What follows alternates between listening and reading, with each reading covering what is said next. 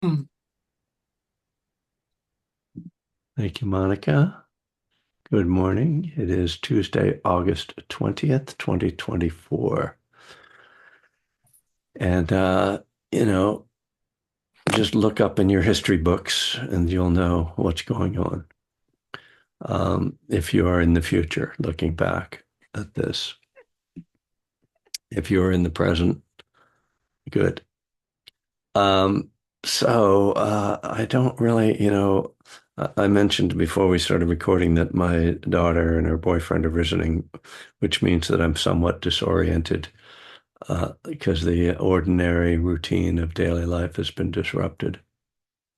I was shocked to discover when I went upstairs after meditating that my daughter had completely cleaned the kitchen after making a huge breakfast. And so we've determined that her brain is fully developed now. She's 26, and I think that's about the point when brain is full. So, and that she claims that her brain is fully developed. And I think that cleaning the kitchen after making a large breakfast is proof of that. Nonetheless, my brain is in deterioration here at my age. And what are you going to do? Thank you, Steve. Yes, this. Yes, this is actually the NBA, the other logo for when a foul gets called on you. What? What? Okay. Anyway, all right. All the information you need came to here. We're here. We're in recovery, which means I did not drink or use today. So I may be, deteriorating, but I didn't drink or use. So we're going to start with 20 minutes of meditation, followed by a very coherent talk.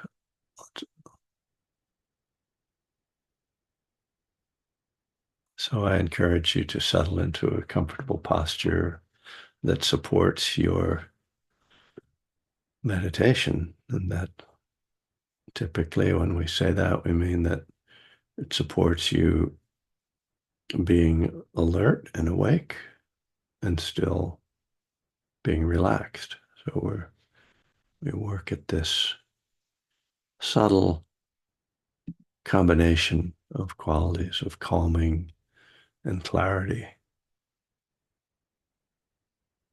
And you can begin by closing your eyes or just lowering your gaze.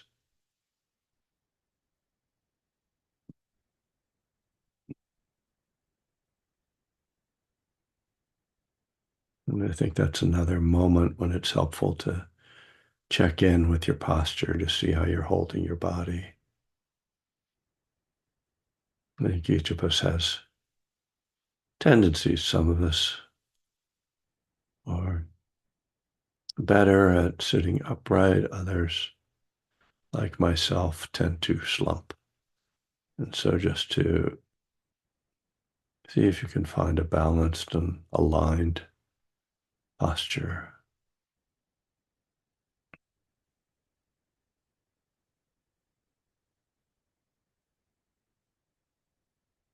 Having a sense of just releasing.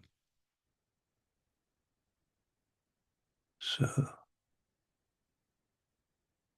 any tension held in the body released.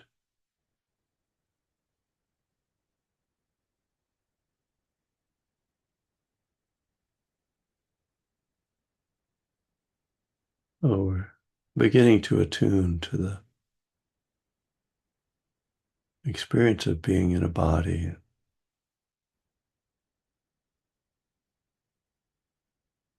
letting it settle. And often you'll notice that there are subtle ways that there is tension, tightness, rigidity. And even as you maintain a upright and aligned posture to see if you can tune into those unhelpful aspects of the way you're holding your body and release. This in itself is actually a progressive part of meditation. We'll find as we sit and as we practice that over time you'll see more and more subtle layers of letting go. Of course, this happens on the mental level as well, but attuning to the physical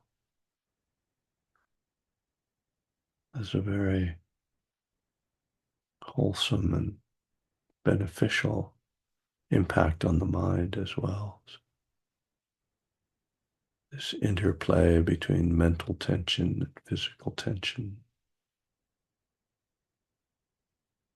becomes more obvious as we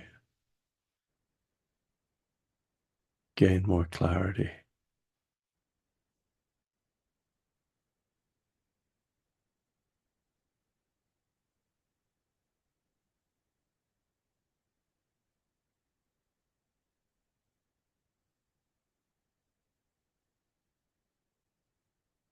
And this is all a form of letting go, which is really the central theme of Buddhism and of Buddhist meditation, and indeed of recovery as well. So seeing how we're clinging on the physical level, how we cling on the mental level, and the emotional level.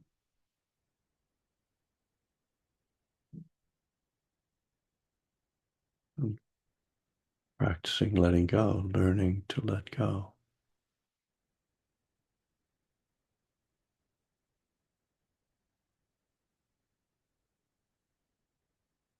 Letting the attention come to rest with the breath, feeling sensations of breathing either at the nostrils or the belly. The nostrils, we're paying attention to touch of air coming in and out. At the belly, we're more aware of movement, expansion, contraction.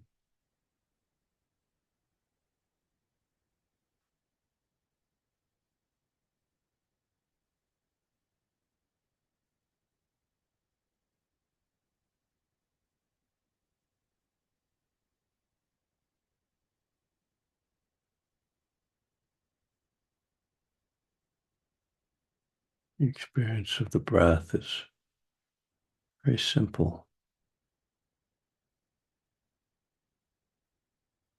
In this way, it helps us to simplify the mind.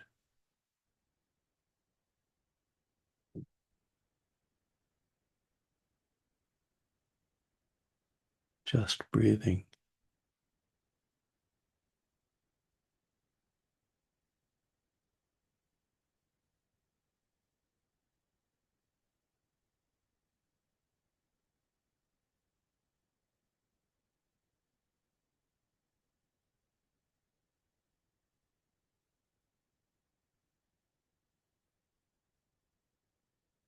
Of course, the mind doesn't always fall in line. Will often keep pulling us away from the simplicity of breathing. Thoughts arise, stories,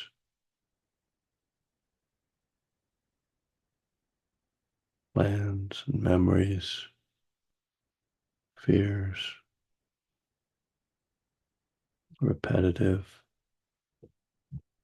words, images,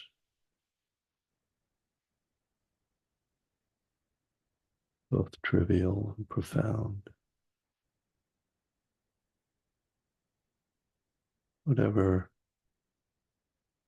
the mind has been exposed to, whatever we've been feeding the mind, it regurgitates back.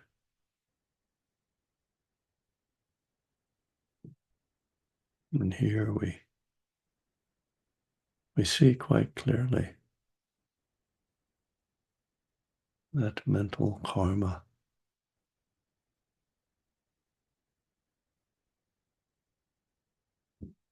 can be a great motivation to not indulge the mind in unwholesome habits, unhelpful streams of thought, input.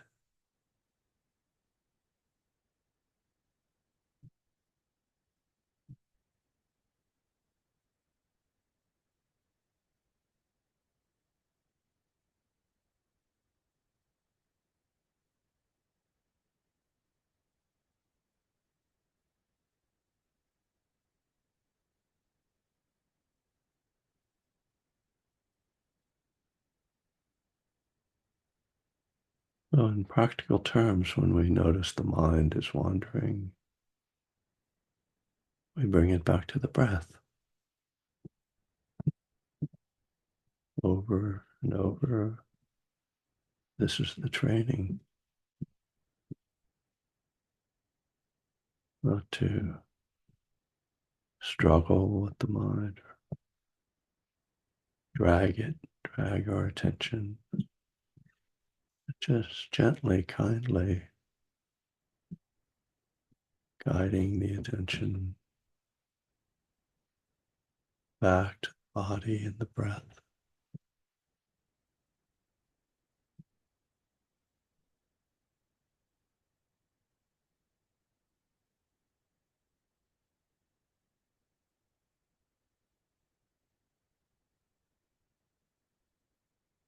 Here we may start to detect the subtler underlying feelings, longing or anxiety,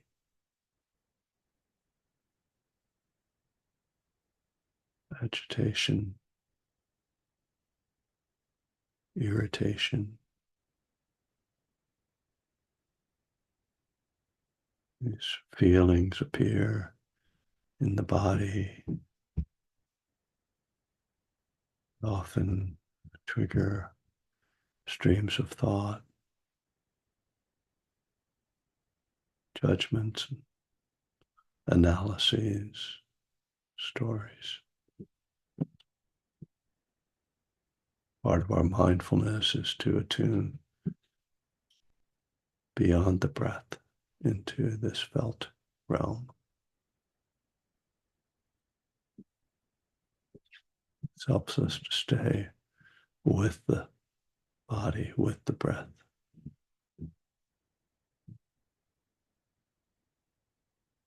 not so much following the feelings into the stories that they generate.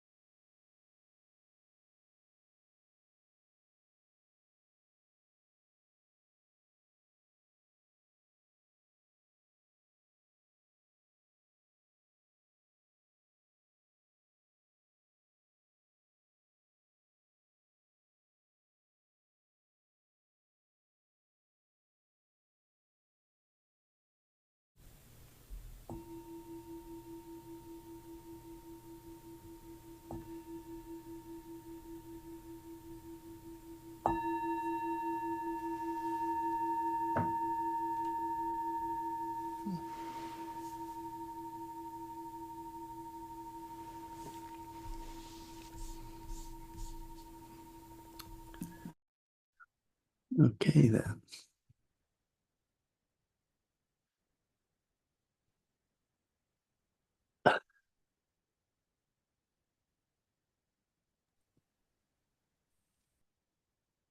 Welcome again. Welcome all. Um, just looking around to see who's here. See some unfamiliar names. Lovely. And many familiar names, faces. Um, and then what do you call things that are not the face, but are like the things that people put up? Um, avatars. Mhm. Um, so I've been going back to this book by Ajahn Amaro and Ajahn Pasanno called The Island. It's an anthology of the Buddha's teachings on Nibbana, which is the Pali for nirvana. And it's especially focused on uh, the first stage of enlightenment. Um, and so maybe give a little bit, so I'll give a little bit of a background on this. I'm looking for a particular set of quotes here. There it is. Um, so um, in Theravadan Buddhism, uh, there's this traditional way of understanding enlightenment is that there are four stages, and that, and as I've come to understand, at least from Ayakema talks about this, each stage is really just a moment of experiencing the unconditioned, which is another term for nirvana. So the unconditioned, very difficult to define something that's not created by anything. So just have to take it as the unconditioned. Um, and that, when the mind is ripe, when we've cultivated certain qualities, that we are able to have these moments of touching in and knowing and experiencing the unconditioned. And that, so, all of this is just how it's laid out in the suttas. I'm not asking you to believe any of it, but this is more like, I'm trying to educate you about a system, you know, because there's something in here we'll get to, which I think is very relevant for us in recovery. But I don't want to just go to that and lay that out without giving you some of the actual traditional context. So there are these four stages, and at each moment, certain uh, qualities called fetters that are the things that really we could just say like that cause suffering. At each stage, certain fetters are removed. Like when you just experience the unconditioned, it's kind of like boom, like I'm never going to drink again. Kind of that, that moment when just something changes in you. And in this case, there are these 10 fetters, and that's what I'm going to talk about.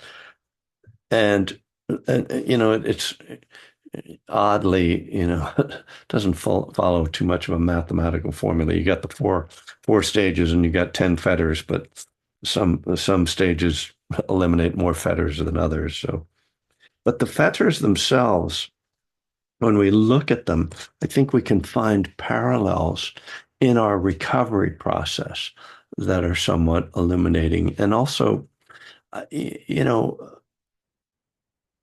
it's interesting to look at the fetters and say, hmm, what does this really mean? And because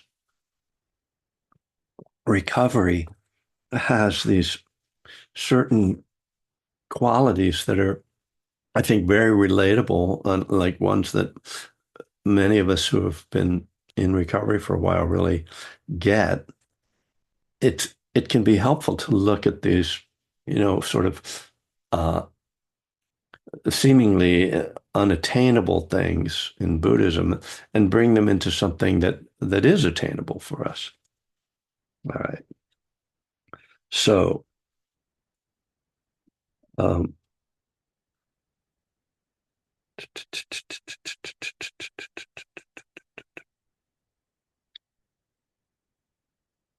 I said that I had found the fetters, and now I'm not. Now I've lost them again. Um, I know most of them anyway, but so I thought that was on this page. I'm sorry. Uh, I hope one of the fetters is impatience. Not really, but we'll say it is, and so I'll ask you to be patient with me. Um, da, da, da, da, da, da, da.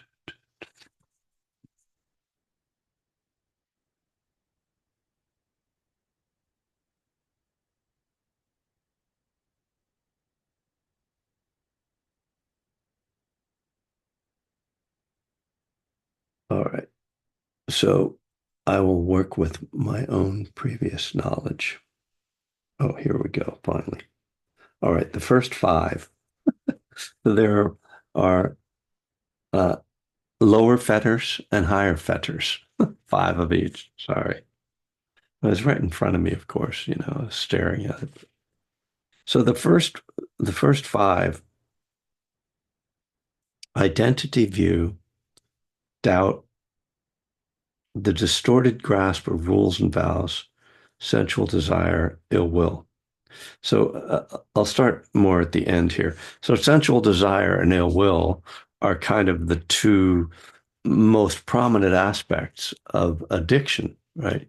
Craving for the pleasure of being loaded or whatever your addiction is, to kind of get that jolt. And then ill will, the resistance. I don't want to feel that stuff. I want to get away from it. So we're very familiar with those. And And I would say that anybody who is sustaining their recovery has their relationship to these things has changed. And in one sense, they've changed in that they aren't being driven into addictive behavior based on those things. So they've lost a lot of their power. So that's one critical aspect of our relationship to desire and aversion, or here it's called sensual, sensual desire and ill will. Right. And that's a huge step forward for an addict is to be able to not be driven into addictive behavior.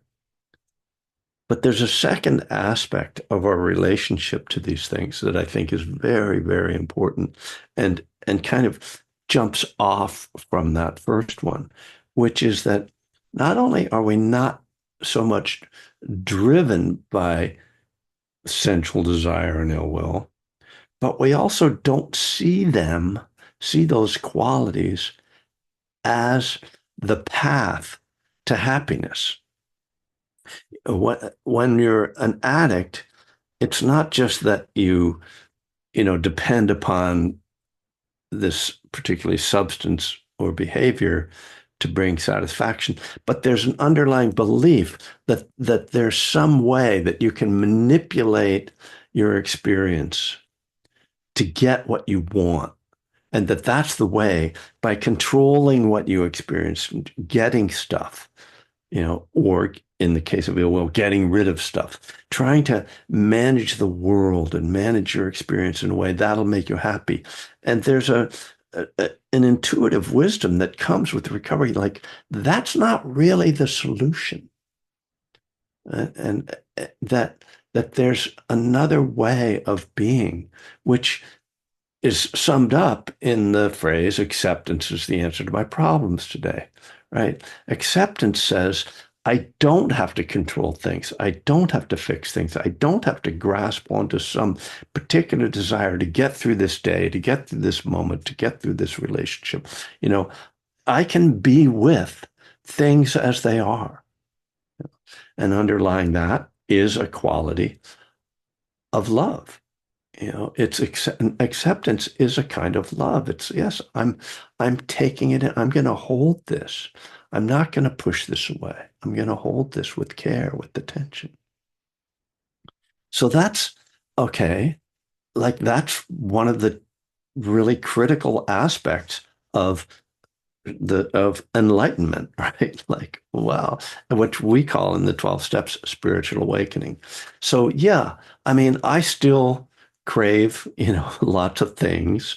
I'm not like, it's not that it's been completely removed, but it's also not that that process has started. I'm engaged in that process, and I because one of the reasons I bring this up is because there is this we can have this idea of like, oh, enlightenment, it's like way up there, like that's not why I'm here for, I just want to get some peace, and it's like that's which is fine. We don't have to strive for enlightenment, but to see that this path actually is a path of enlightenment. It is a path of awakening.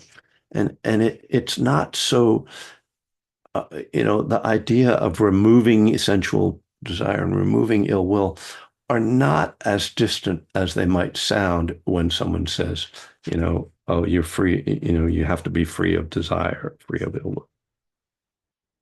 Okay, to go through a couple more of these. So identity view is about selfing. It's about self-centeredness. It's, in the Buddhist tradition, it means that you are fully bought into the idea of self as a separate existent entity, something that has a core to it and that has some power.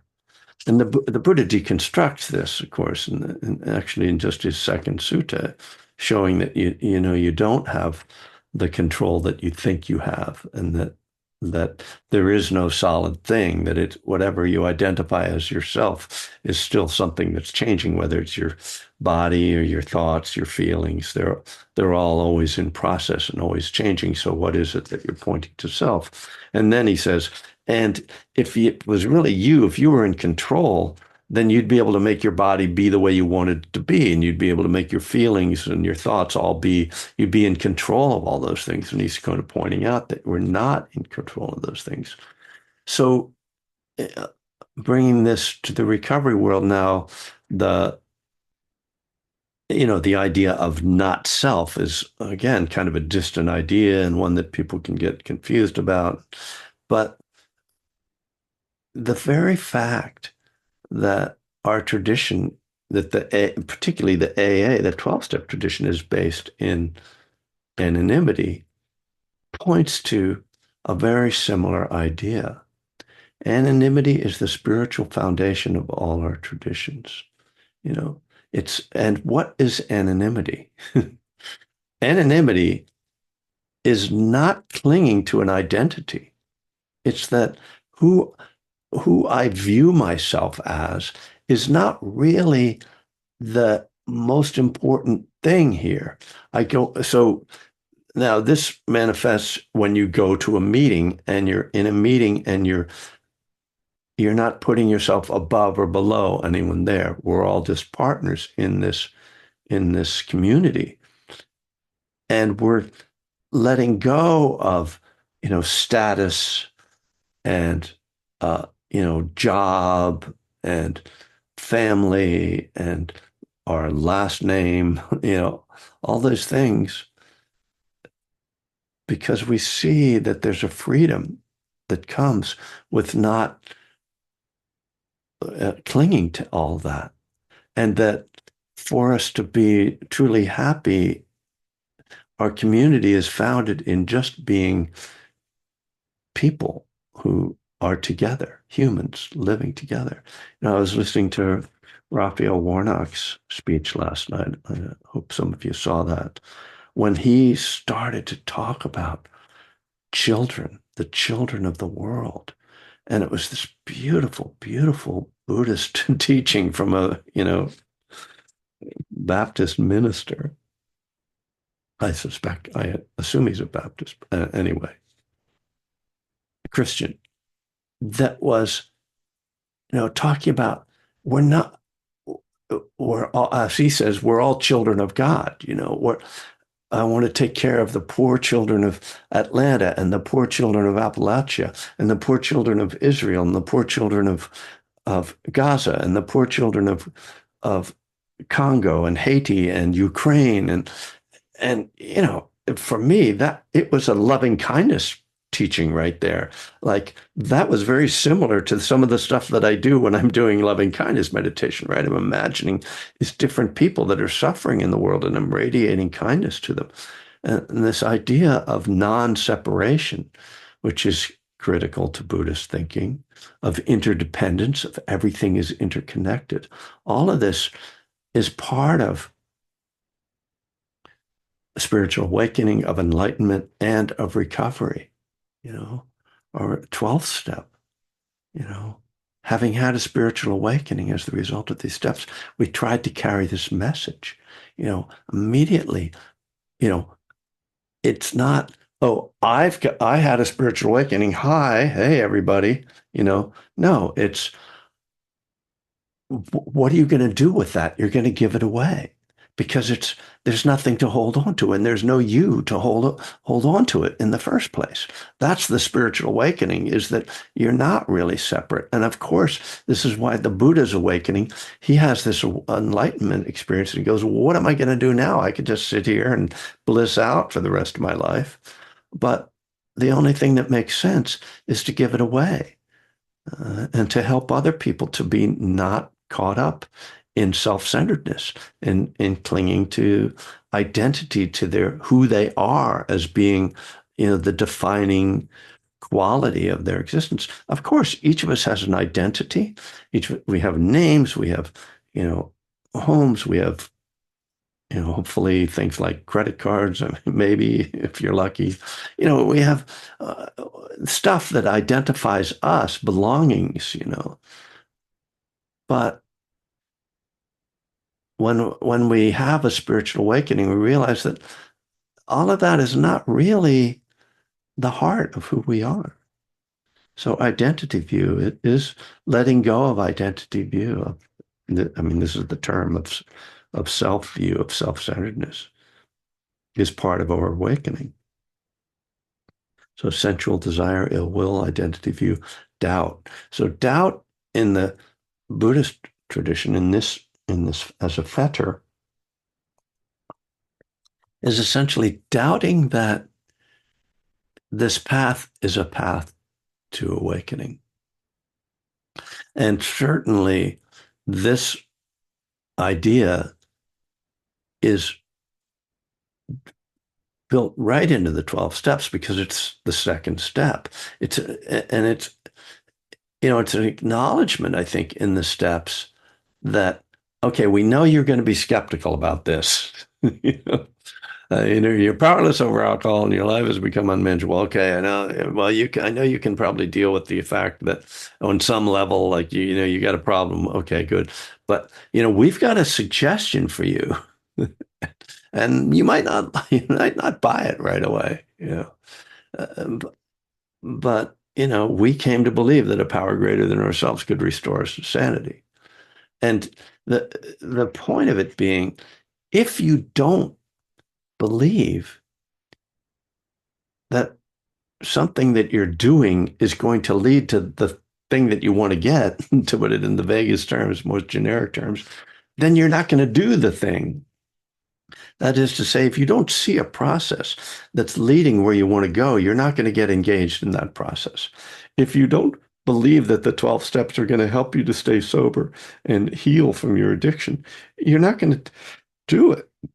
And it's the same with Buddhism. And, why would you go sit in the corner and like, pay attention to your breath for 5 minutes or 20 minutes if you didn't think there was some benefit that was going to come out of it? So we understand that doubt uh, is really the most pernicious quality because it's the thing that'll stop you. In recovery, we call it denial, right? I doubt that I'm an addict. Well, what happens when you doubt that you're an addict? You immediately go and start acting on your addiction, oddly enough. So one of the ironies that has struck me for a long time, I'm not really an alcoholic. Are the bars still open? I can still get a drink since I'm not an alcoholic. Uh, so doubt, we're as I'm saying, I mean, these are the first five fetters. These are the things that keep you from being enlightened. And I would argue that those on a really devoted recovery path are dealing with these. So the fifth one, this translation calls it distorted grasp of rules and vows. Well, that sounds pretty esoteric. So in the there's various different ways this is talked about, and I'll talk about it a little bit in the Buddhist way, but then bring it into a more general idea that um, this is like it's kind of I think it was the early Buddhist way of responding to the Brahmanic rituals where they were like, well, if we have this fire, it will purify us. Okay, start a fire and then I'm purified. And we know these kind of rituals from religions, right? If I just do this, light this incense or I say these magic words, then everything's gonna change. And, Ajahn Sumedho makes it actually much more generic, which he's like, this is about believing that in the absolute truth of things that are just relative truths. For instance, he says, traffic lights, a red light means stop. But in absolute terms, it doesn't mean that. It's just a red light. So that takes it into a sort of other direction, I would say. The way I like to think of it is just we let go of magical thinking. That because I think for me, magical thinking is the danger here. It's thinking that like either that I'm going to get something good because I did something magical, or something bad's going to happen, like knock wood, kind of things. Like, no, knocking wood actually does not do anything. That's just, bruises your knuckles, and that's about it. But, we all fall into these things. And addiction itself is a form of magical thinking, right? I'm going to fix, I'm going to be fine. I'm going to do this.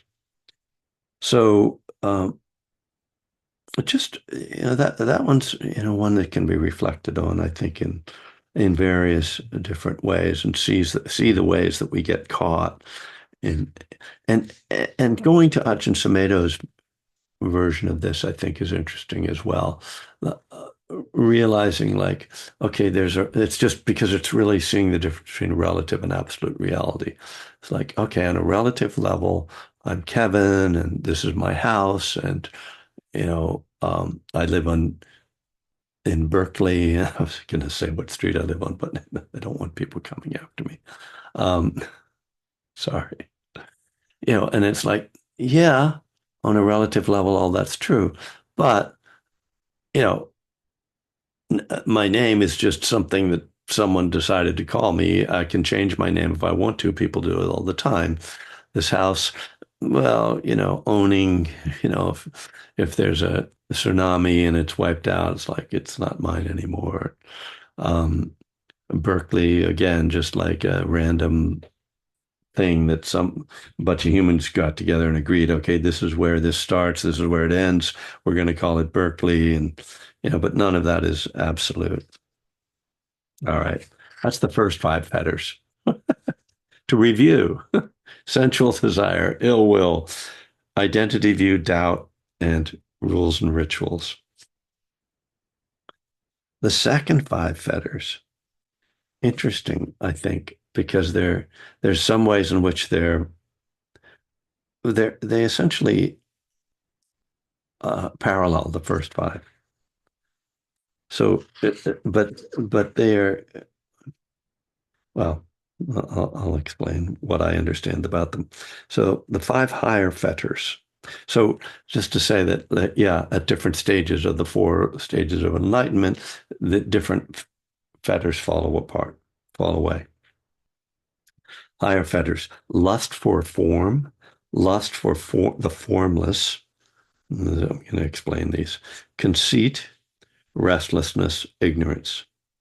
So lust for form and lust for the formless actually are referring to the meditative states called jhana. So this gets, you know, deep into Dharma, but it's something that's actually coming into popularity. Uh, um, there's an article in Time magazine. I didn't know it still existed, Time magazine, but about the jhanas, and that there's this like new like retreat center in like Northern California that's that teaches people how to go into these jhanas.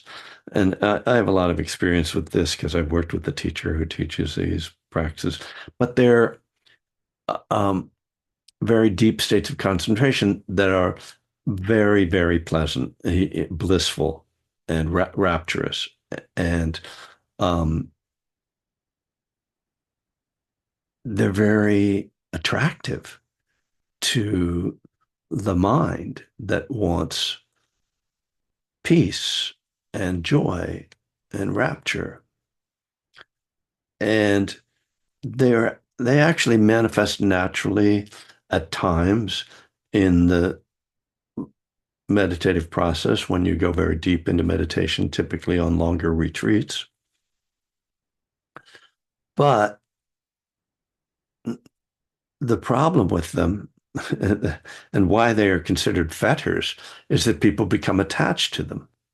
And, and as I was reflecting on these, I was really, I mean, I've mentioned to several people, I don't know if I've mentioned in this class, about being on a long retreat last fall and sensing if, and I don't know if this is an accurate sense or not, but sensing that people there were really getting attached to their mind states, to their concentration states. And indeed, what I heard through a lot of the teaching was almost encouraging people to go into these bliss states. And I thought, well, those are pleasant and they're useful, but there is this risk. And really, this is what people who are doing uh, plant medicine are trying to get to. They're trying to get to these states without having to go on a long retreat. So it's very interesting that there is, on a certain level, a parallel between addiction to substances and to these higher meditative states. This is one of the reasons why, for a long time, Western Buddhist teachers didn't try to teach these meditation practices. They've become more popularized in the last couple decades, and um, so we're encountering them, and for people to sort of understand, it's really important if you go into this kind of work to understand that the main thing to understand is this is not the end. This is not like what we're trying to get to any more than, getting high or, uh, that sense, pleasure, ill will, that those are answers.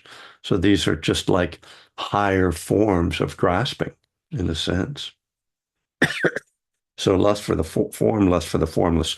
That when I say those are, as long as I'm getting into the weeds, there are two types of jhana. There are the form called the formed, or jhanas that have a form, and then there are jhanas that have no form. So the first, there are eight of them. The first four are the rupa jhanas, the form jhanas. So they're basically they are rapture, uh, happiness or joy, contentment, and equanimity. So those are normal states that are when we practice them, when we get into the jhanas, they become enhanced to a level that they are altered from our ordinary way of experiencing those things. They're like higher versions of rapture, joy, contentment, and equanimity.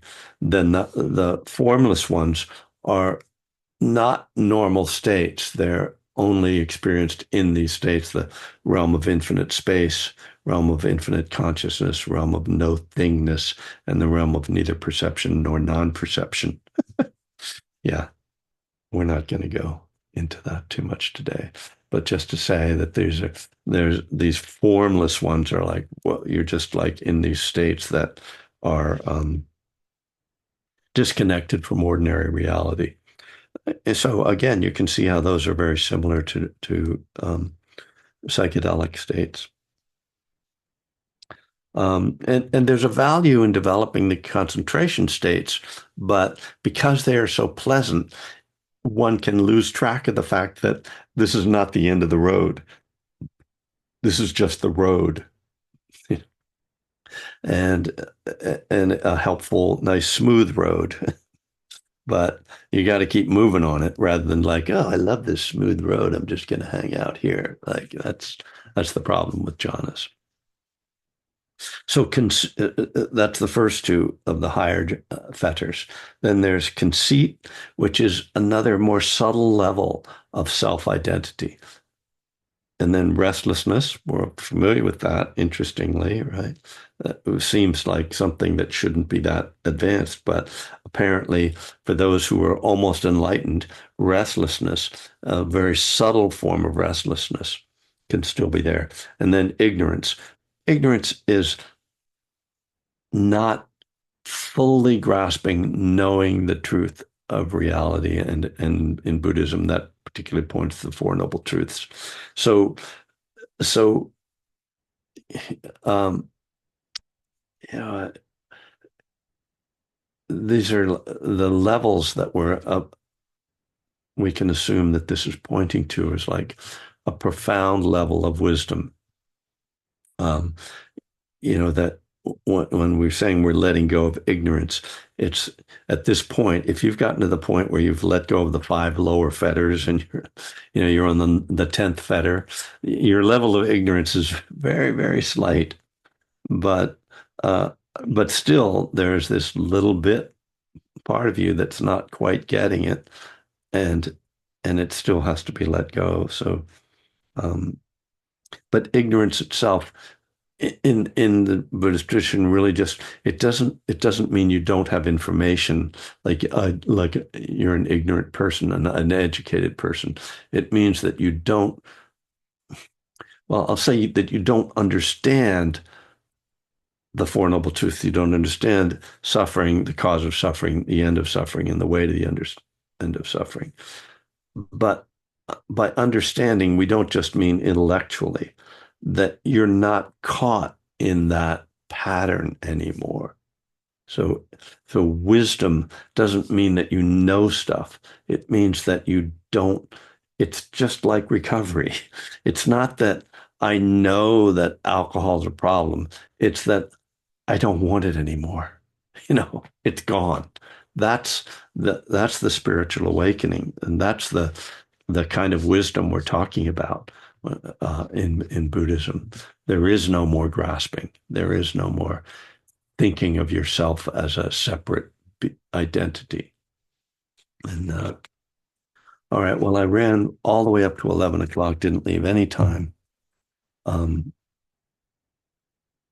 it's gone quiet upstairs. I believe that there's been some movement to probably take a walk, so I think I have some time here. So, so I'm going to hang out for a few more minutes if there are any questions. And I'm sorry if I've, made filled your head up with useless knowledge. But there you go.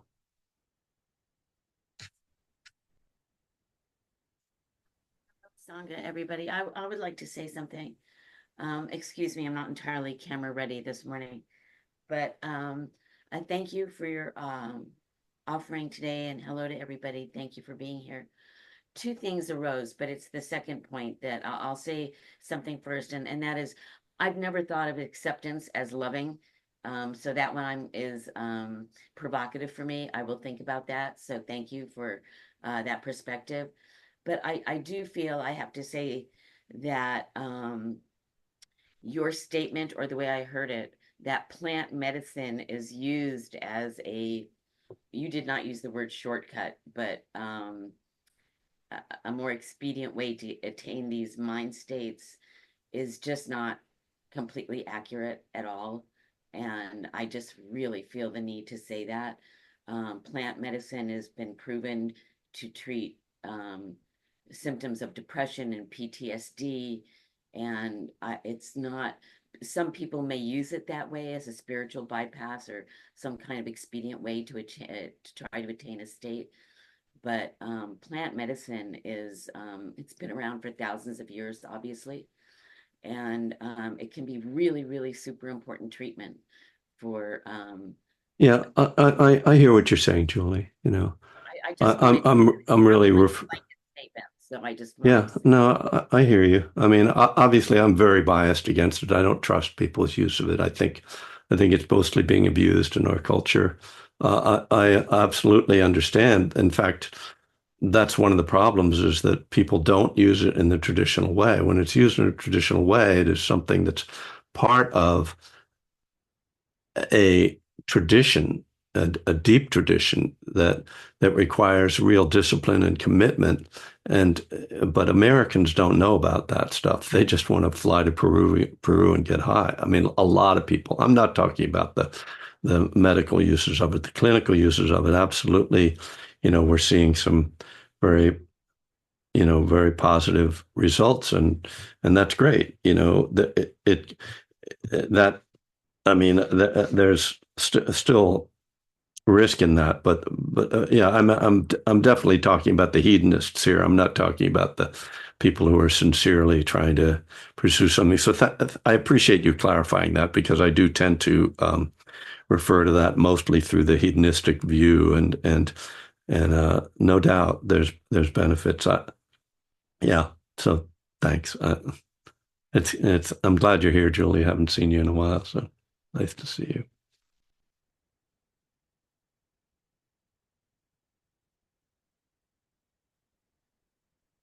Mickey, do you have your hand up? You look like you have your hand up. No, get Hi. that on. Hi. Oh, hi. Can I go now? Well, Mickey was trying to Oh, sorry. talk, and Go ahead, she's, Nikki. yeah, Yeah. she has to find her thing on her screen. Am I unmuted? There you go. No. You're unmuted now. Thank you. I just want to comment that thank you very much, of course, but I never considered anonymity as a way of. I always thought about it in relating to other people, like to keep other people's Yeah. anonymity, but I never thought of it before in terms of it having an effect on me, my own anonymity having Mhm. transformed me. And so I appreciate you saying that. Thank you. Thanks, Mickey. Anytime I can get somebody who's been around for a long time to say, "Hey, I never thought of that," I'm I feel good. Thanks, dear. Anne, go ahead. Hi. Hi. Nice to see you. Yeah, nice to see you. Hi, everybody. It's been a nice, relaxing, but somewhat busy summer, you know. Yeah, It's been really nice actually. good. Yeah. Um, so yeah, I just kind of just wanted to reiterate when you were talking about acceptance, that really touched me. Mm, Acceptance is a kind of love. I don't, yeah, you know how you hear things, you may have said this before and it's probably written somewhere that, but it's like an act of generosity yeah, towards yourself, towards yeah. myself. It feels like that, you know, it's that opening quality. It's just like, oh yeah. I'm understanding that more now. Whereas, Yeah. in early days, it was like, oh, it's something I have to get to. I have to get to this state of acceptance. Well, there's actually like many steps before, in a Mm. way, you know, before I can get to acceptance. But yeah, I actually the quote in the big book, someone made a bookmark of it as a sort of a memento for someone's. He painted a picture of this person who passed away, a longtime member in the program, and then he printed. It was this person's favorite quote from, the big book, and yeah, I keep it in my car actually, and I look down at it. It's on the little see it there. So um, I love Nice. how that word or that quality is expanding as I get in, the deeper levels of spiritual awakening, I guess. Well, it also has a direct connection to equanimity, which is one of the Yeah, Brahmaviharas. So it makes sense, right? That, right. um, when you say, um, my happiness and unhappiness is dependent upon my actions, not upon your wishes for me. Mm. Um, it's, it's, it's a letting go. There has to be a letting go in that. Yeah, that is a great yes. Yeah. My happiness. I think they usually Basically, actually say your your happiness. happiness doesn't depend on my wishes for you. Right, right. Your Your happiness happiness is depends. dependent upon your actions, not upon my wishes for me, Yeah, or my wishes for you. Yeah. And that's that's coming at the end of doing loving kindness, like may you be happy, may you be joyful, may you be, mhm. free from suffering. And then it's like, and none of that's actually going to happen just because I think it. You're going to have to live Right. it. And so really what we could say that what the Brahmaviharas are, when we're wishing the Brahmaviharas for people, we're wishing for them to act in wholesome ways. I hope that you find the path to a wholesome life, a life of non-harming, a life of care. And well, Interconnection. yeah. Yeah. And Uh, I read part of Raphael Warnock's speech from last night, and yeah. that quote again, another resonating, like, oh yes, Yeah. that's so beautiful. Thanks for bringing No, I mean, and I mean, he's an incredible, incredible up. speaker and spirit. And, it's just, you could just feel that whole room being uplifted and moved. And as when spiritual teachings are presented in this context where people aren't really expecting a spiritual teaching, they don't really even realize they're getting a spiritual teaching, and yet their hearts are like lifting up and they just feel like they're being swept, carried away. It's, the power of speech, right? Which is so interesting too. The higher power, as I would call it, of right speech. That was Mm. the higher power of right speech functioning right there. It was uplifting hearts and opening minds, because it's opening people into compassion and care and interconnection. Oh, we're not separate from the. I'm sure if you just Google, I mean, last night I Googled Warnock's speech because I had saw a tweet about it, and then a bunch of speeches came up. But if you Google Warnock at the convention, you'll get at least some clips of it. There were some good speeches last night. There were, Anyway, not to, yes. no, yeah, I think Holly was going to raise her hand. Oh, Did I see good. you? No, okay, sorry. I was aware of someone start to like. All right. Well, I think I will just offer everyone, may you be free from suffering. And just to let you know that next Tuesday I will be in uh, North Carolina, God willing, and the plane don't crash. And oh, I guess Vicky's coming apparently as her head explodes on screen. That was a good one, Vicky. Yeah, I'll be teaching the Southern Dharma retreat next week. So, but I plan to be there. I mean, be here, be on Zoom. They have a space I can use. So, um, I hope everyone has a safe and sober week. And see you then. Peace. Thanks, Kevin. Okay. Thank you, Monica.